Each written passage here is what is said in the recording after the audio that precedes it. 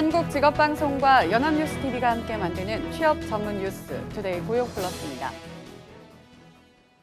국제노동기구 ILO 핵심 협약 비준 문제와 관련한 노사정의 이달 내 합의는 물 건너갔습니다.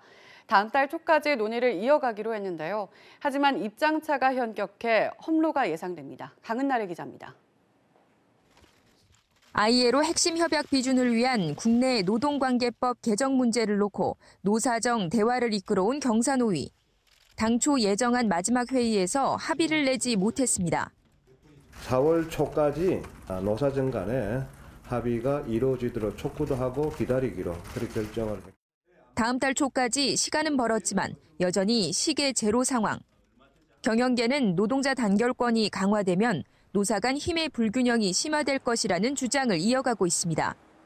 이에 파업 중 대체근로 허용, 부당노동행위 처벌 규정 폐지 등 방어권 보장을 촉구하고 있습니다. 반면 노동계는 투쟁 수위를 끌어올리며 맞서고 있습니다. 민주노총은 대규모 집회에 이어 노동시민단체들과 함께 조건 없는 비준을 촉구하는 공동행동에도 나섰습니다. 이것을 이른바 거래 대상으로 삼고 그리고 노동조합의 이 노동 3권을 제한하는 것의 기회로 삼는 것에 대해서 저희들은 더욱더 분노합니다. 경사노위는 다음 달 초까지 끝내 결론을 내지 못할 경우 사회적 합의 없이 논의 내용만 국회에 제출하게 됩니다. 유럽연합은 다음 달 9일까지 한국이 ILO 핵심 협약 비준을 위한 가시적인 성과를 못 내면 한EU FTA 2차 분쟁 해결 절차를 개시하겠다고 경고한 상태입니다. 연합뉴스TV 강은나래입니다. 심각한 저출산으로 인구 감소 속도가 당초 예상보다 더 빨라진다는 정부 공식 추계가 나왔습니다.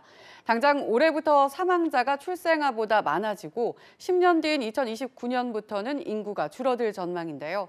인구 위기가 이제 목전에 다가왔습니다. 이승국 기자입니다. 통계청이 예측한 우리나라의 총 인구 감소 시점은 10년 뒤인 오는 2029년. 출산율과 기대 수명 등 변수가 예상 가능 범위의 중간 수준으로 간다면 2028년 정점을 찍고 줄기 시작해 2067년에는 1982년 수준인 4천만 명 아래로 떨어진다는 겁니다. 지난해 합계 출산율이 사상 첫 1명 미만으로 떨어지자 정부가 당초 내후년 나올 장래 인구 추계를 앞당겨 내놓은 건데 결론은 인구 감소가 2016년 예측보다 3년 빨라진다는 것이었습니다. 가장 나쁜 시나리오로는 올해 정점을 찍고 당장 내년부터 줄 것으로 예측됐습니다. 사망자가 출생아보다 많아지는 인구 자연 감소는 올해 시작됩니다. 3년 전 추정치보다 무려 10년이나 빨라진 겁니다. 급감한 출생률이 사실은 저희가 가장 출생이 비관적이다 낮다라고 했던 저희보다도 더 낮게 떨어지는 상황이었기 때문에 고령화 속도는 더 빨라집니다. 15세부터 64세 사이의 생산 연령 인구 비중은 2067년 45% 선까지 떨어지는 반면 65세 이상 고령 인구 비중은 2017년에 3배가 넘는 47%까지 치솟을 전망입니다. 생산 연령 인구 100명당 부양해야 하는 인구수인 총 부양비도 2017년 37명에서 2067년에는 120명으로 증가합니다. 일하는 사람보다 부양받는 사람이 더 많아지는 겁니다. 정부는 인구 감소 문제 대응을 위해 다음 달 범정부 태스크포스를 꾸리고 상반기 내 종합대책을 발표할 계획입니다. 연합뉴스TV 이승국입니다. 저출산과 고령화에 따른 인구 걱정은 어제 오늘의 일이 아닙니다. 정부는 2006년부터 13년간 저출산 고령사회 기본대책을 내놓으며 140조 원 넘는 혈세를 투입했죠. 하지만 돌아온 건 인구 위기입니다. 무엇이 잘못된 걸까요? 조성은 기자입니다. 2006년부터 5년 단위로 저출산 고령사회 기본 계획을 추진해온 정부. 1차 계획에선 출산 양육에 대한 사회적 책임 강화 등을 내세우며 세부적으로 양육수당 지급과 보육료 면제 같은 정책을 만들었습니다. 이후 3차까지 이어진 기본 계획에서도 출산율을 높이는 수단으로 집중 활용한 것은 보조금 지급이었습니다. 하지만 140조 원이 넘는 돈을 쓴 결과는 세계적으로 유례없는 합계 출산율 0.98명. 그리고 3년 전 추정보다 10년이나 빨라진 인구 자연 감소입니다. 이 같은 출산율 제고 정책 실패는 출산을 하는 젊은 층의 요구를 제대로 짚지 못한 데 큰 원인이 있습니다. 내 집 마련은커녕 전세 구하기조차 어려운 데다 제대로 된 일자리 구하기도 힘들고 출산 후 자녀를 돌봐줄 사람과 기관도 부족합니다. 이 때문에 경력 단절을 꺼리는 여성들이 결혼과 출산을 기피하게 됐는데도 근본 원인은 놔둔 채 출산 보조금 정책에만 몰두한 겁니다. 아이 낳는 순간에 직장 못 가진다라고 직장을 그만둬야 된다라고 하는 게 너무 뚜렷하니까 네네. 처음에는 출산 못한다 이거가 시작을 했다가 나중에는 그런 것이 너무 뻔하게 보이니까 이제 결혼 자체도 못하게 되는 게 결국 정부는 지난해부터 삶의 질 향상으로 저출산 대책 방향을 바꿔 비정규직의 육아휴직 사용과 젊은 층을 위한 양질의 일자리 마련에 집중하겠다고 말했습니다. 하지만 잘못 짚은 정책이 10년도 넘게 이어지며 인구 위기는 이미 목전에 다가온 상태입니다. 연합뉴스TV 조성음입니다. 취업도 공부도 사회활동도 하지 않는 이른바 니스족 청년이 늘고 있으며 이런 청년들이 대도시보다 도지역에 많은 것으로 나타났습니다. 통계청 통계플러스 보모에 실린 청년층의 사회활동 참여와 니스 특성 분석 보고서에 따르면 15에서 34세 연령층 중 경제사회활동이 없는 청년층 비중은 2010년 16.7%에서 2015년 17.3%로 0.6%포인트 늘었습니다. 성별로는 여성이 20.4%로 14.1%인 남성보다 높았습니다. 지역별로는 일자리와 문화시설이 많은 수도권과 세종, 대전 지역은 이 비율이 낮은 반면 전북과 광주, 대구, 경북 지역은 상대적으로 높았습니다. 음식점을 운영하는 개인 사업자 중 종업원이 없는 비중이 가장 높은 업종은 치킨집이었습니다. 통계청에 따르면 1인 개인 사업자 비중은 2016년 기준으로 치킨이 87.7%로 가장 높았고 이어 분식과 김밥, 한식, 중식, 제과점 순이었습니다. 종사자가 있는 경우 평균 종사자 수는 중식이 3.5명, 한식과 제과점이 3.2명, 분식과 김밥이 2.3명이었습니다. 지난해 가계부채가 마침내 1,500조 원 선까지 넘어섰습니다. 증가세는 좀 꺾였다고 당국은 자평하지만 위험은 여전해 보입니다. 특히 저소득, 저신용, 취약계층 빚이 계속 늘어 부실 위험이 커질 수 있습니다. 소재영 기자입니다. 지난해 말 기준 가계부채는 1,534조 6천억 원. 1년 사이 5.8% 늘었습니다. 반면 가계소득은 3.9%밖에 늘지 않았습니다. 이러다 보니 처분 가능 소득 대비 가계부채 비율은 2017년 말 159.8%에서 지난해 말 162.7%로 올랐습니다. 벌이보다 빚이 더 빨리 늘며 계속 쌓이는 겁니다. 문제는 국내외 경제 변수들에 따라 일자리나 소득이 흔들리기 쉬운 취약차주들의 빚이 계속 늘고 있는 점입니다. 3곳 이상의 금융기관에 빚을 진 저소득 저신용 취약차주가 진 빚은 지난해 말 86조 8천억 원, 1년 사이 4조 원 넘게 늘었습니다. 일자리 사정은 나쁘고 저소득층 소득은 줄어드니 빚이 늘 수밖에 없는 겁니다. 소득 여건이 악화되면서 그분들의 대출이 조금씩 전반적으로 조금 늘고 있는 걸로 이렇게 보여집니다. 위험이 커지기는 사정이 좋을 것으로 생각하기 쉬운 임대가구, 즉 건물주와 집주인들도 마찬가지였습니다. 이들 가구의 소득 대비 원리금 상환 비율은 41%, 비임대 가구보다 12%포인트 이상 높고 금융자산 대비 부채 비율도 더 높았습니다. 부동산 시장 위축 시 부실 위험에 노출되기 쉬운 겁니다. 전체적인 위험도는 금리 상승과 함께 높아지고 있다고 생각되고요. 특히 취약 차주를 중심으로 한 위험도는 크게 증가하고 있는 것으로 판단됩니다. 이런 상황을 바탕으로 한은은 금융안전지수가 지난해 10월부터 주의 단계에 근접한 것으로 평가했습니다. 연합뉴스TV 소재영입니다. 온라인으로 이제 못 사는 물건이 없어지면서 백화점이나 대형마트 가는 소비자들이 줄고 있습니다. 이들 산업은 이미 성장세 둔화를 넘어 역성장을 걱정해야 할 형편인데요. 이들 업종이 10여 년 전 전통시장이나 골목 상권처럼 줄어들지도 모를 일입니다. 이동훈 기자입니다. 시민들에게 언제 마지막으로 백화점을 갔는지 물어봤습니다. 잘 기억이 잘 안 나는데 아마 6개월 정도. 저 한 6년 전. 기억도 저는 2, 3년 전. 비싸기도 하고. 온라인 쇼핑의 급성장에 대형 유통점을 찾는 사람들이 크게 줄어든 겁니다. 지난해 국내 온라인 쇼핑 규모는 112조 원. 전체 소매 판매 중 비중은 지난해 4분기 25%까지 치솟았습니다. 온라인 쇼핑이 최근 3년간 연평균 14.5%씩 성장할 동안 백화점, 대형마트 등 전통 유통업체들의 성장률은 1% 주위를 맴돌았습니다. 신용평가사들도 이들 업체의 전망을 어둡게 보고 있습니다. 잡화, 의류 등 일반 품목 수요를 패스트 패션 브랜드에 뺏긴 백화점들은 명품 등 고가 상품에만 의존하게 돼 상품 차별화가 어려워지고, 대형마트는 최저가를 앞세운 온라인 쇼핑의 직격탄을 맞아 가격 차별화가 어렵다는 이유에서입니다. 그렇다고 온라인 업체의 가격으로 맞서려면 출혈 경쟁이 불가피합니다. 소매업의 종말이라고 지금 미국에서는 아마존 때문에 140개가 망했거든요. 오프라인 매장은 그 경쟁력이 있건 없건 다 안 되거든요. 온라인 유통의 확산이 전통적 유통 공룡들의 입지를 흔들고 있습니다. 연합뉴스 TV 이동훈입니다. 스마트폰으로 재배 환경을 제어하고 인공지능이 알아서 관리도 해주는 스마트 농장 들어보신 분들 계실 텐데요.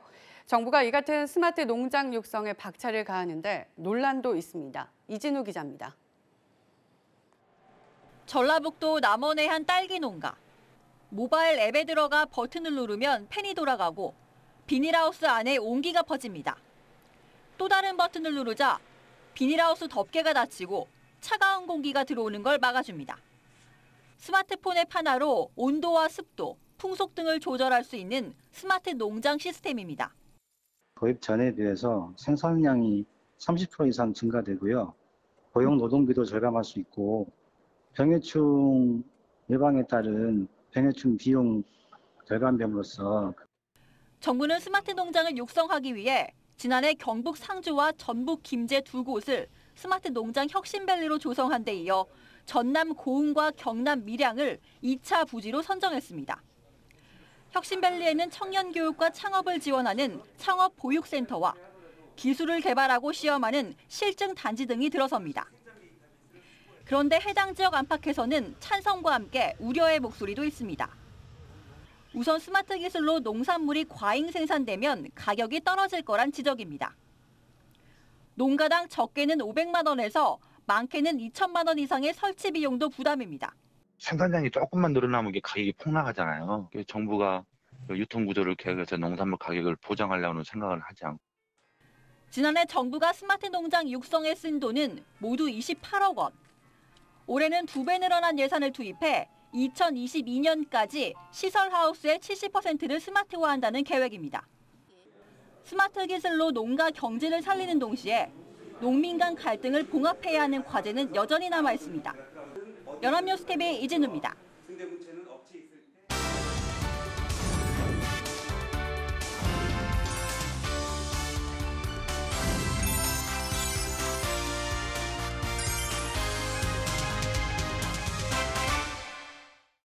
숨겨져 있는 알짜 직업을 소개하는 히든잡. 오늘도 투데이 고용플러스의 공식 취업 도우미 안치홍 아나운서와 함께합니다. 안녕하세요. 안녕하세요. 히든잡 시간입니다. 지난해 일을 그만두고 경력이 단절된 여성은 전년보다 15,000명이 증가한 185만 명으로 조사됐다고 합니다. 해가 갈수록 늘어가는 경력 단절 여성들. 그래서 오늘 히든잡에선 사회 진출을 원하는 경력 단절 여성들에게 추천하고 싶은 특별한 직업을 소개하고자 합니다. 네, 결혼, 출산 등 다양한 이유로 인해 경력이 단절되면 재취업이 쉽지 않은 것이 사실이죠. 더구나 육아와 가사 등을 병행하며 일을 하는 것 자체가 녹록지 않기 때문에 많은 여성들이 다시 사회로 나가는 것을 포기하고 있습니다. 같은 여성으로서 참 안타깝다는 생각이 드는데요. 그런데 이러한 경력 단절 여성에게 추천하고 싶은 직업이 있다니 어떤 직업인가요? 네, 바로 독서 논술 지도사입니다. 독서 논술 지도사는 전문적인 지도법을 통해 아동과 청소년에게 올바른 독서 습관을 만들 수 있도록 지도하고 글을 쓰는 방법과 학습 능력을 키워주는 전문가라고 할 수 있는데요. 이러한 독서 논술 지도사의 경우 주로 프리랜서로 활동하기 때문에 상대적으로 탄력적인 근무가 가능하고 또 본인의 육아에도 적용시킬 수 있는 부분들이 많아 경력 단절 여성에게 특히 추천드리고 싶은 직업입니다. 네, 이런 직업이 있었군요. 탄력적인 근무와 육아에도 도움이 된다는 점에서 경력 단절 여성에게 충분히 매력적으로 다가올 것 같습니다. 그렇다면 전망은 어떤 편인가요? 네, 2017년 국민 독서 실태 조사에 따르면 성인은 책을 연간 8.3권을 읽는 반면 초등학생은 연간 67.3권을 읽는 것으로 조사됐는데요. 이렇게 성인에 비해 초등학생의 독서율이 높은 건 2015년 초등 개정 교육 과정이 적용되면서 창의 융합형 인재를 키우기 위해 국어과 과목에서 독서 교육이 강화됐기 때문입니다. 수업 시간에 책을 읽은 뒤 토론을 하고 글을 쓰는 수업 비중이 증가한 건데요. 이 때문에 자녀에게 올바른 독서 습관과 글쓰기 실력을 길러주고 싶은 학부모가 늘어나면서 독서 논술 지도사의 수요 역시 더욱 급증하고 있다고 합니다. 네, 향후에도 꾸준히 전망이 밝은 직업이 될 수 있을 것 같은데요. 그렇다면 독서 논술 지도사는 학생들에게 어떻게 독서와 논술을 지도하게 되나요? 네, 배우는 아이들의 연령과 발달 단계에 따라 조금씩 방법의 차이는 있는데요. 일반적으로 초등학생의 경우엔 연령에 맞는 도서를 선정하고 책을 함께 읽는 것부터 시작한다고 합니다. 이때 독서 방법은 단순히 책을 읽는 것에 그치지 않고 학생이 책에 흥미를 가질 수 있도록 동화 구연이나 선정 도서와 관련한 주변 이야기들을 함께 곁들이며 독서를 돕는 것이 중요한데요. 책을 다 읽은 뒤엔 해당 책에 대한 감상을 독후감이나 퀴즈, 토론과 병행하며 독서 후에도 사고가 확장될 수 있도록 도와주는 게 바로 독서 논술 지도사의 역할이라고 할 수 있습니다. 네, 단순히 책을 읽는 것에서 끝나면 책에 대한 여운이 오래가지 않을 뿐더러 독서에 대한 흥미가 떨어질 수도 있잖아요. 독서 논술 지도사의 역할은 학생과 끊임없이 소통하며 올바른 독서 습관을 길러주고 더 나아가서 독서를 통해 생각을 보다 깊이 할 수 있도록 도와주는 조력자인 셈이네요. 네, 그렇습니다. 그런데 중고등학생을 지도할 경우엔 이 지도의 비중을 독서가 아닌 논술로 두는 것이 특징입니다. 가령 책을 한 권 읽어도 초등학생과 달리 수능이나 입시와 관련한 도서를 위주로 선정하고 해당 도서에 담긴 문장의 함축적 의미를 파악하고 관련 주제를 활용해서 논술을 첨삭하는 것에 더 큰 목적을 가지고 있습니다. 이 때문에 독서 논술 지도사는 연령에 따른 다양한 맞춤형 지도법을 숙지하고 있어야 하는 것이 특징인데요. 이 외에도 학부모들을 상대로 양서를 추천하거나 독서를 기반으로 한 정서, 학습 컨설팅을 하며 독서 논술 교육의 전천후 전문가로 활동하게 됩니다. 네, 그런데 이렇게 독서와 논술을 통해 학생을 맞춤형으로 지도하기 위해선 본인 스스로도 독서와 글쓰기를 좋아해야 독서 논술 지도자로서 즐겁게 일을 할 수 있을 거란 생각이 드는데요. 네, 그렇습니다. 뿐만 아니라 교육에 열정이 있고 학생들에게 다양한 상식을 전달해야 하기 때문에 다양한 분야에서 관심이 많은 사람에게 적합합니다. 또 대학에서 국어국문학과나 문헌정보학과를 전공했거나 독서나 글쓰기 동아리에서 활동한 경험이 있다면 일을 하는데 특히 도움이 될 수 있습니다. 네, 그렇다면 독서 논술 지도사가 되기 위해서 갖춰야 할 자격증이 있을까요? 네, 국가에서 공인한 자격증은 따로 없지만 국공립대학의 평생교육협의회나 독서유관공익단체에서 발급하는 독서 지도사, 독서 논술 지도사와 같은 민간 자격증을 취득하는 게 좋습니다. 일반적으로 90에서 150시간 정도의 교육을 수료하고 시험에 통과하면 자격증을 받을 수 있는데요. 자격증을 취득하면 방과 후 독서 논술 교사, 학원 강사, 독서문화원이나 독서클럽의 강사, 복지센터 교사로 일할 수 있습니다. 경력이 쌓이면 이후엔 프리랜서로 활동할 수 있는데요. 독서 지도사의 연봉은 경력과 일하는 시간에 따라 조금씩 다르지만 평균 1,800만 원에서 2천만 원 사이입니다. 높은 연봉은 아니지만 시간을 탄력적으로 이용하고 경력에 따라선 더 많은 수입을 올릴 수 있기 때문에 일과 육아를 병행하는 데 어려움을 겪는 여성들에게 꼭 추천드리고 싶은 히든 잡이라 할 수 있습니다. 네, 육아와 청소년들에게 바람직한 독서와 글쓰기 습관을 길러주는 전천후 전문가 독서 논술 지도사. 이제야 비로소 육아 퇴근을 하고 이 방송을 보시는 여성 시청자 중 다시 사회로 나아가고 싶다 하시는 분들이 있다면 꼭 도전해 보시면 좋을 것 같습니다. 저희가 함께 응원하겠습니다. 지금까지 히든잡 안치홍 아나운서였습니다. 고맙습니다. 고맙습니다. 지금까지 투데이 고용 플러스였습니다. 오늘 저희가 준비한 내용은 여기까지입니다. 함께해 주신 여러분 고맙습니다.